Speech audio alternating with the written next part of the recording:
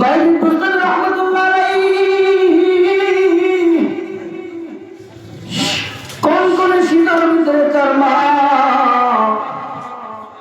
ছোট মানুষ বাইজিদের বয়স তখন 7 বছর। তার মা ডাক করে বাবা বাইজিদ, তার মার জ্বর আসছিল, শরীর খারাপ হয়েছিল।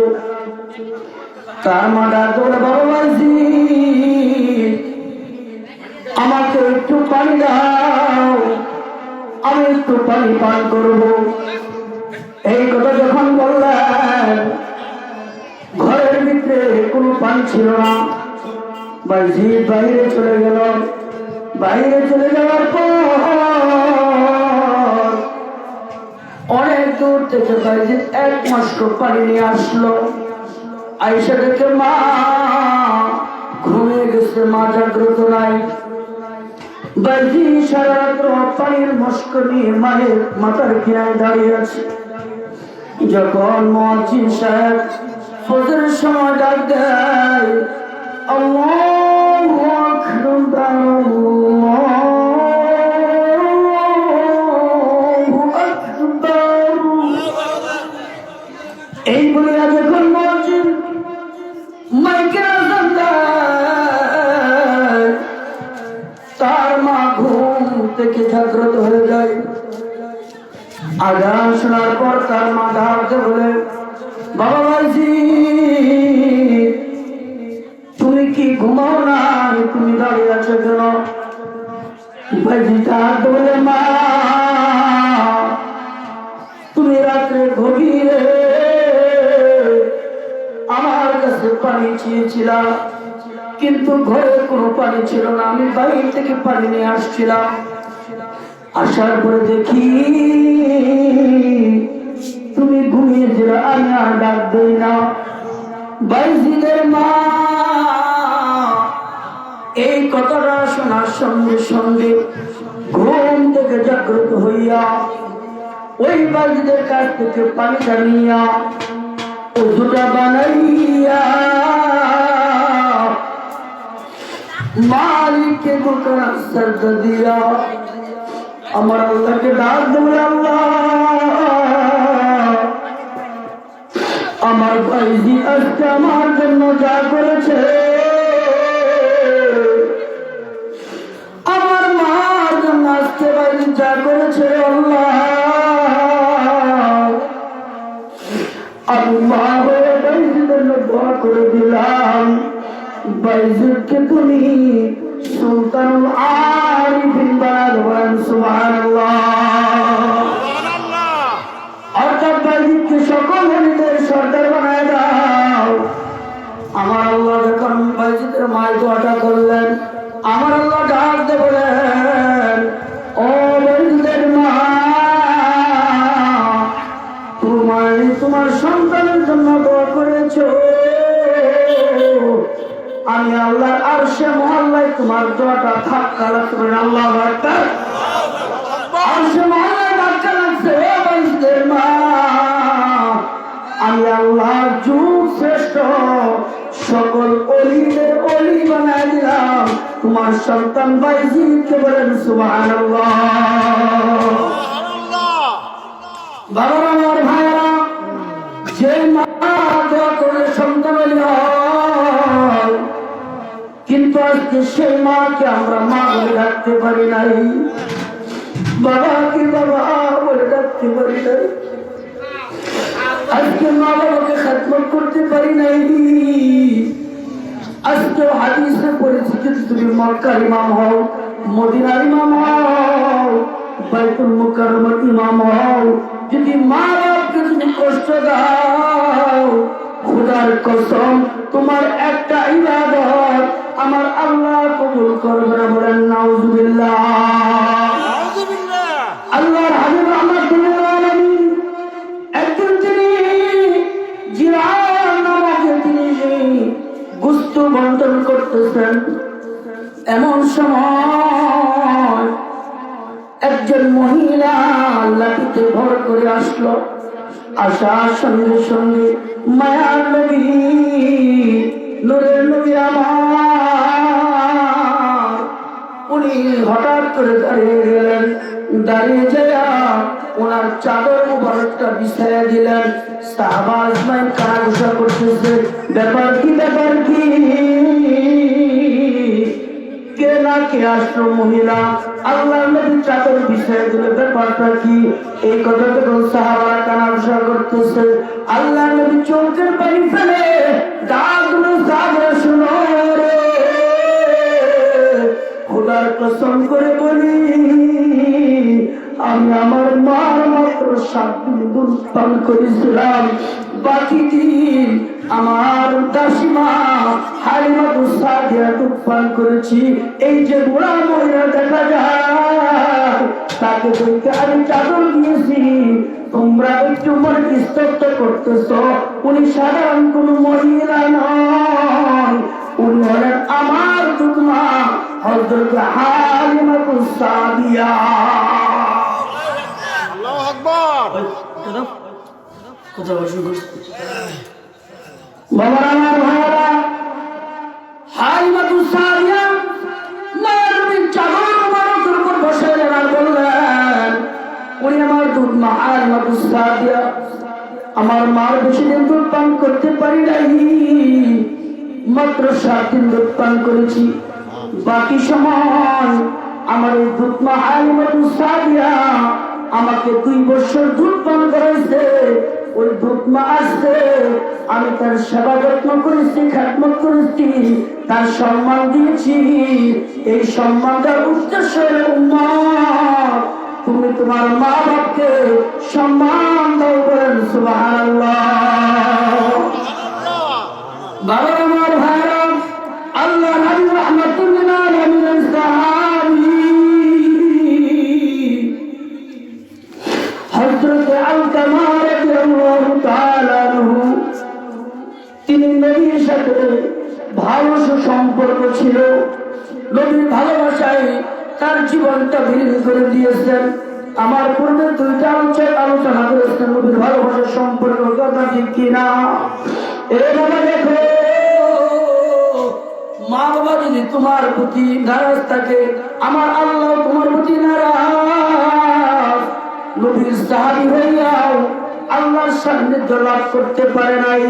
বাবা আমার ভাইরা, আলকামা রাদিয়াল্লাহু তাআলা আনহু তিনি অসুস্থ হয়ে ঘরে পড়ে গেলেন। ঘরে পড়ে যাওয়ার পর আলকামার স্ত্রী মায়া নবীর কাছে চলে গেলেন, যায় বলে, ও পয়গম্বর,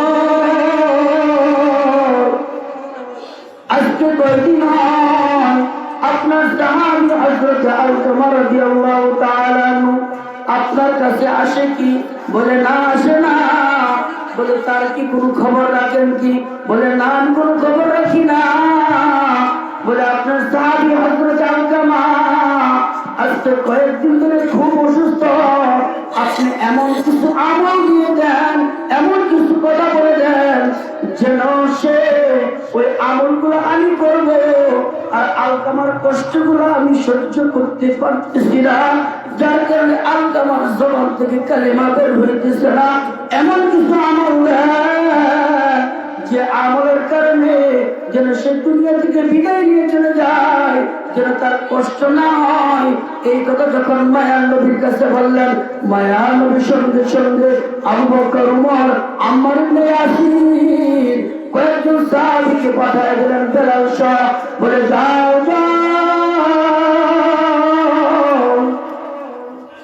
আলকামার বাড়িতে যাইয়া দেখো কি অবস্থা। যা থেকে আলকামার কোন জ্ঞান নাই, নির্বুধ হয়ে পড়েছে। বেলাল, আবু বকর, তাকে কালিমা পড়ার তালকিন দেয়, কিন্তু তার জবান থেকে কোনো কথা আসে না, তার জবান ভঙ্গ। বেলাল এই অবস্থা দেখে মায়ার নবীর কাছে আসলেন। মায়ার নবীকে ডাকতে বলে, আপনি আমাদেরকে বলছেন আলকামার বাড়িতে যাওয়ার জন্য, দেখি তার অবস্থা ভালো না, তার অবস্থা কেমন শোচনীয়, তার অবস্থা বড় খারাপ, কিন্তু তার জবান যে কালিমা বের হইতেছে না। এই কথা যখন মায়ার নবীকে বললেন, বলার সঙ্গে সঙ্গে বেলাল ডাকতে বলেন যাও যাও, দেখো ওর বাবা আর মা কি বেঁচে আছে কিনা। যাইয়া দেখে ওর বাবা নাই, শুধু মা বেঁচে আছে। মায়ের নবী বলেন যদি মাটাকে আমার দরবারে আসতে বলো, আমি তার মার সাথে কিছু কথা বলবো। বলেন সুবহানাল্লাহ, লা ইলাহা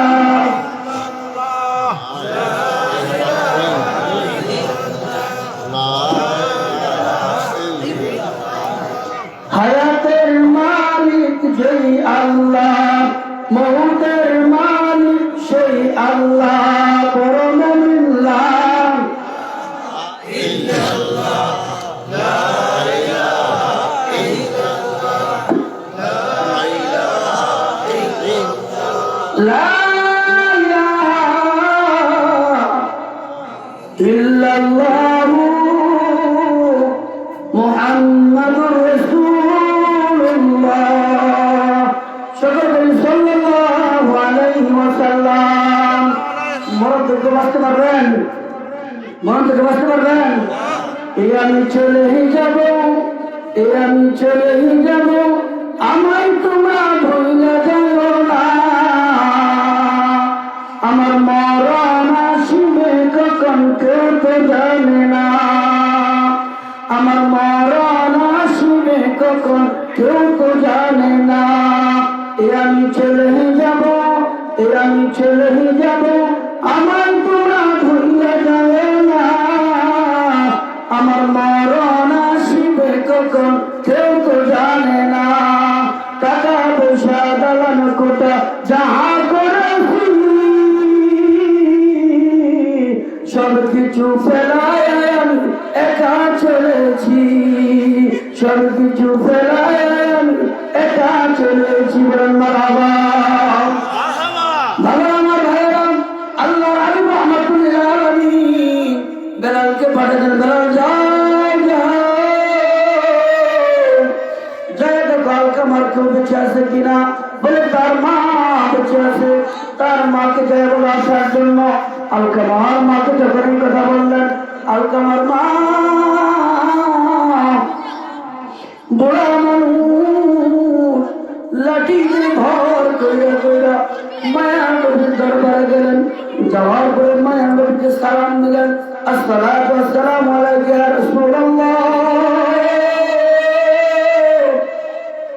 আসসালাতু ওয়াসসালামু আলাইকা ইয়া হাবিবাল্লাহ, আসসালাতু ওয়াসসালামু আলাইকা ইয়া শাফিউল মুজনাবিন, আসসালাতু ওয়াসসালামু আলাইকা ইয়া রাহমাতাল লিল আলামিন। আল্লাহু আকবার। মায়া নবীকে যখন সালাম দিলেন, সালাম দেওয়ার পর আলকামার মাকে আল্লাহ নবী ডাকতে বলেন, আপনি কি আলকামার মা? বলে হ্যাঁ। আপনার আলকামা কি করতো? বলে আমার আলকামা অনেক নামাজি ছিল। কি ছিল? অনেক নামাজি ছিল, অনেক ধনাঢ্য ছিল, দান খায়রাত করতো, মানুষের সেবা যত্ন করতো, 5 ওয়াক্ত নামাজ পড়তো, মসজিদের সেবা যত্ন করতো। আল্লাহ বলেন ঠিক আছে, সব আপনার শুনলাম, আমি আপনাকে একটা প্রশ্ন করি। বলে কি? বলে আপনার সাথে আলকামার ব্যবহার কেমন ছিল? বলে আমার চেয়ে তার বিবিকে বেশি প্রাধান্য দিত, আমার কাছে তার বেশি, আমাকে বেশি সম্মান করতো না, বিবিকে সম্মান করতো না। এই জন্য আমি তার প্রতি নারাজ ও খুশি। বলেন নাউজুবিল্লাহ। আমি তার প্রতি নারাজ। আজকে আমাদের সমাজ এমন হয়েছে, মার কথা শুনলে আমাদের মেজাজ গরম হওয়ার কথা ঠিক ছিল, বাবার কথা শুনলে আমাদের মেজাজ গরম হয়ে যায়। যে মা এবং বাবা 4 মুখ আমাদেরকে দিচ্ছে, যাদের জন্য আমরা দুনিয়া পেলাম, আজকে তাদেরকে আমরা ভুলে যেতেছি। কথা ঠিক কিনা? এক লোকের অসুস্থ হয়েছে, অসুস্থ হওয়ার পরে এদিকে ডাক্তার, তখন আগেকার সময়তে তো বড় বড় ডাক্তার ছিল, তখন কি হাতুড়া ডাক্তার ছিল। কি ডাক্তার? হাতুড়া ডাক্তার ছিল না। তখন ওই লোক পেটের সমস্যা, যাওয়ার পরে উনি ডাক্তারের কাছে গিয়ে বলতেছে সকালবেলা ডাক্তারের নিয়ম ছিল ফজরের নামাজ পড়ে উনি তার চেম্বারে বসতেন, বিভিন্ন গাছ গাছপালাতে ওষুধ দিতেন। ওষুধ দেওয়ার পরে উনি গেলেন, যাওয়ার পরে বলতেছে আমার তো এই সমস্যা পেটে, তাহলে কি করা যায়? ডাক্তার সাহেব বলল আপনি আগামীকালকে আসবেন, আপনি রাত্রে যখন ঘুমাইবেন ঘুমানোর পরে আপনি প্রথম যে প্রস্তাবটা করবেন, প্রস্তাবের ব্যাগ আসে না ঘুমানোর করে, এটা একটা পোটলার ভিতরে রাখবেন, ওই পোটলাটা নিয়ে আপনি আগামীকালকে আমার দরবারে আসবেন, আমি পরীক্ষা নিরীক্ষা করে তারপরে আপনাকে বিশেষ নিয়ে আল্লাহর কি কুদরত, ওই লোকটা বড় নামাজি আল্লাহওয়ালা, সে ফজরের নামাজের সময় প্রস্তাব করার পরে ঘরের পোটলা বিবিকে বললেন নাও কষ্টটা রেখে দাও, উনি নামাজে চলে গেলেন। এই বাদ দিয়া তার ঘরে সন্তান আছে কয়েকজন, তার একটা ছোট একটা, ওটা বেশি দুষ্টামি করা হচ্ছে সন্তানরা। ওই কি করলো, আপনি প্রস্তাব কি ফোটা করে দিল, প্রস্তাব বের করে গেল। মরে যাওয়ার পরে তখন জামাই ও খুব রাগি, বলে আজকে বিবি বলতেছে আজকে যদি আমার যে কাজ করলো সন্তানে ওরা তো মারবে না, মায়ের দিবে আমাকে। বিবির একটা কি আছে, ভয় আছে কি আছে না আছে। তখন বিবি কি করলো, অনেক পানি পান কইরা সে কিছুক্ষণ পরে নামাজের তসবিহ আদায় কইরা যখন বাড়ির দিকে রওনা করলো, সে আগের যে ফরিডিনটা ছিল যারা প্রস্তাব রাখতো এটার পরিবর্তে বিবি আরেকটা ফরিডিনের প্রস্তাব কইরা রায়কা দিল। রায়কা দেওয়ার পরে স্বামীকে বললো স্বামী এই নেন আপনি প্রস্তাব নিয়ে ডাক্তার কাছে যান। ডাক্তার কাছে যখন গেল, ডাক্তার অনেক খান পরীক্ষা নিরীক্ষা করলো, আর ডাক্তার কোনো কথাই বলতেছে না।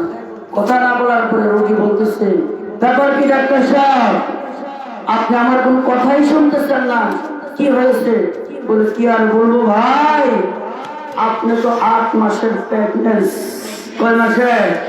8 মাসের বাচ্চা হবে আপনার।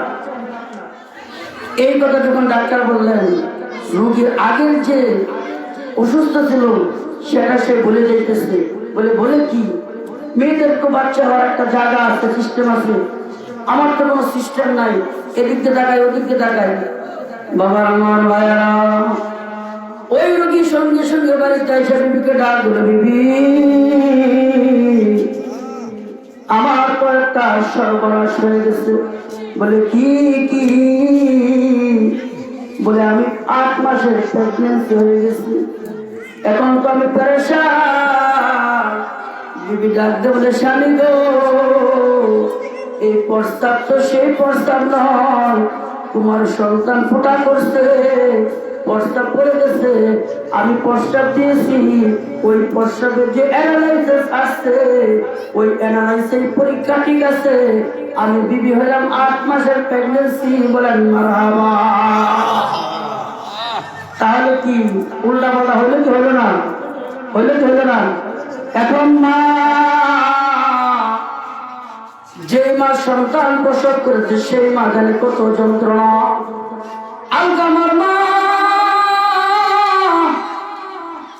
মায়ের নবীরা আলকামা বলেন আপনার সাথে তার কেমন ব্যবহার ছিল? বলে আমার মা আমার সাথে ব্যবহার ভালো ছিল না।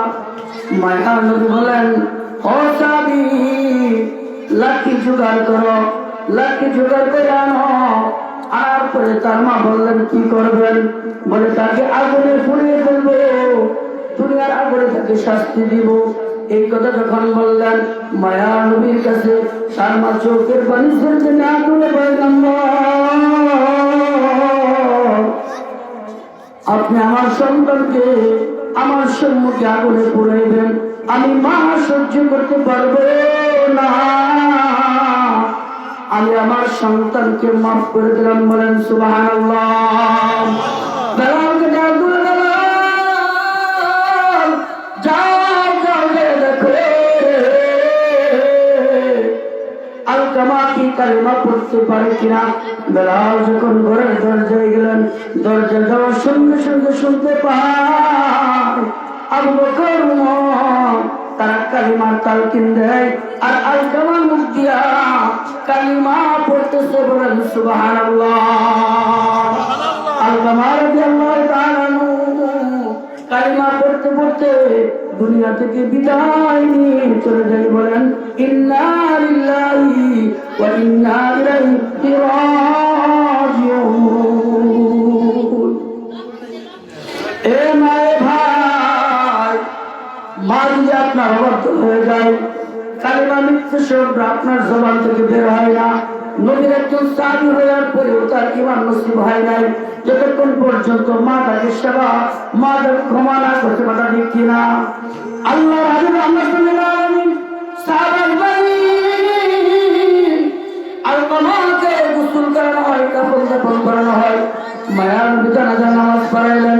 জানাজার নামাজ পড়ানোর পর সাহাবাদেরকে বললেন, ও সাহাবারা শোনো,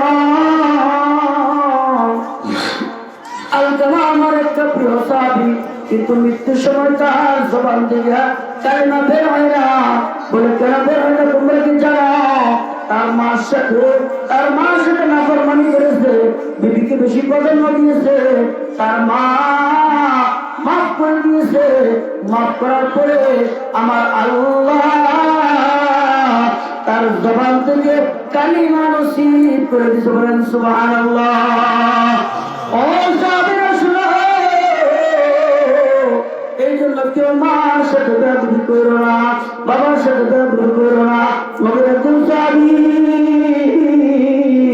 হযরত আবু হুরায়রা রাদিয়াল্লাহু তাআলা আনহু একদিন আল্লাহর হাবিব রাহমাতুল্লিল আলামিনের কাছে আল্লাহর হাবিবের দরবার থেকে রাত্রে গভীর আইসা ফিরলেন। ফিরার পরে বাড়িতে আইসা তার মা ডাক দিল, আবু হুরায়রা, কোথায় থেকে তুমি এত রাত্রে আসলা?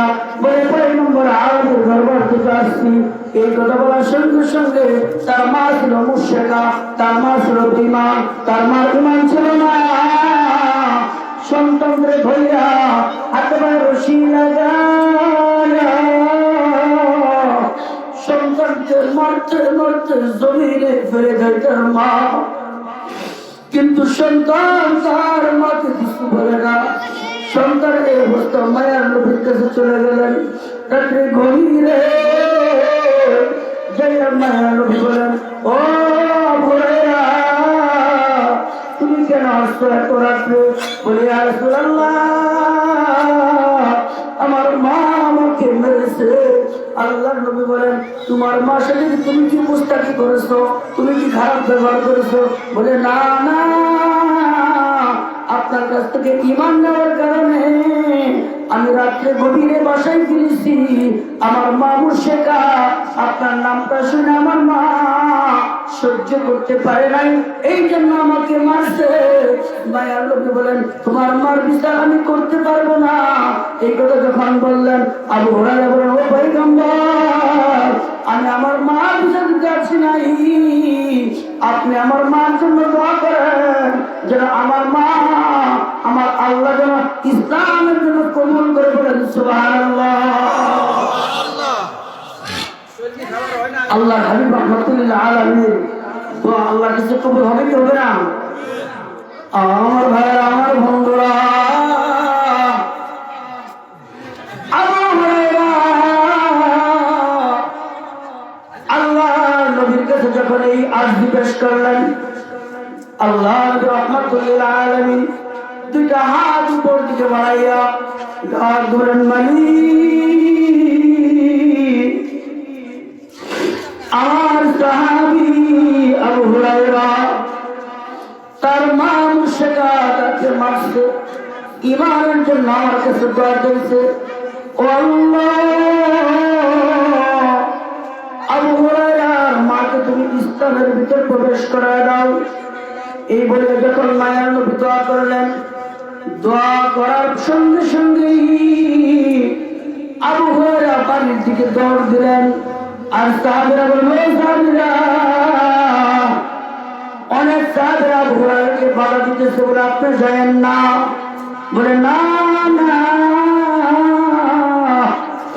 তোমরা আমাকে বাধা দিও না, আমি যাই দেখি আমার মায়ার নবীর দোয়াকে আমার বাড়িতে পোস্ত কিনা, আমার নূরের নবী দোয়া কি আমার ভাষায় জায়গা পোস্ত কিনা। আমি একটা পরীক্ষায় পড়ে গেছি। এই কথা বলার সঙ্গে সঙ্গে সাহাবীরা আবু হুরায়রা ছেড়ে দিলেন। আবু হুরায়রা দৌড়ে গেলেন বাড়ির দরজার সামনে, যখন ডাক দিলেন তার মার কণ্ঠ থেকে, যেই মার কণ্ঠ ছিল কর্কশ, ওই মা তার সন্তান আবু হুরায়রাকে সালাম বিনিময় করে বলেন সুবহানাল্লাহ, লা ইলাহা ইল্লাল্লাহ, লা ইলাহা ইল্লাল্লাহ, লা ইলাহা ইল্লাল্লাহ। সুমাইয়া বলেন এক আল্লাহ, উমাইয়া দিল তোর জ্বালা, আমার আল্লাহ তাআলা ডেকে বলেন ও ফেরেশতা খুলে দাও জান্নাতের তালা, লা ইলাহা ইল্লাল্লাহ, লা ইলাহা ইল্লাল্লাহ, লা ইলাহা লা ইলাহা ইল্লাল্লাহু মুহাম্মাদুর রাসূলুল্লাহ। সকল বলি সাল্লাল্লাহু আলাইহি ওয়াসাল্লাম। আল্লাহ যখন ফেরেশতা গেলেন, যাওয়ার পরে তার মা বলে সালাম দিলেন, আবু হুরায়রা তুমি কি আসছো? কিতাব আছে তার মার কণ্ঠ থেকে পরকীয় ভাষা দূর হইয়া যেন কালিমা তাওহীদের ভাষা গন্ধ তার মার কণ্ঠ থেকে আসতে বলেন সুবহানাল্লাহ। সুবহানাল্লাহ। আবু হুরায়রার মা ডাক দিল, আবু হুরায়রা তুমি কোথায় গিয়েছিলা? বলে মায়া নবীর কাছে গিয়েছিলাম। বলে তুমি যার কাছ থেকে স্থান আনেছো আমাকে তার কাছে নিয়ে চলো। আবু হুরায়রা তার মাকে নিয়ে মায়া নবীর কাছে চলে গেলেন। চলে যাওয়ার পরে আল্লাহ নবী ডাকতে বলেন, আবু হুরায়রা তোমার মাকে নিয়ে আসতো, তোমার মা কি বলে? আবু হুরায়রা মা ডাকতে বলে, পয়গম্বর আমি আমার সন্তানকে মেরেছি কালিমা গ্রহণ করার কারণে, আমি আর মুর্শিদা থাকতে চাই না, আপনি আমাকে আপনার তাওহীদি কালিমাটু পড়াইয়া আমাকে মুসলমান বানায়া দেন, সুবহানাল্লাহ। আপনি আমাকে মুসলমান বানায়া দেন। আল্লাহ হাবিব রাহমাতুল্লিল আলামিনের দোয়া সঙ্গে সঙ্গে আমার আল্লাহ কবুল করতে কি করে নাই?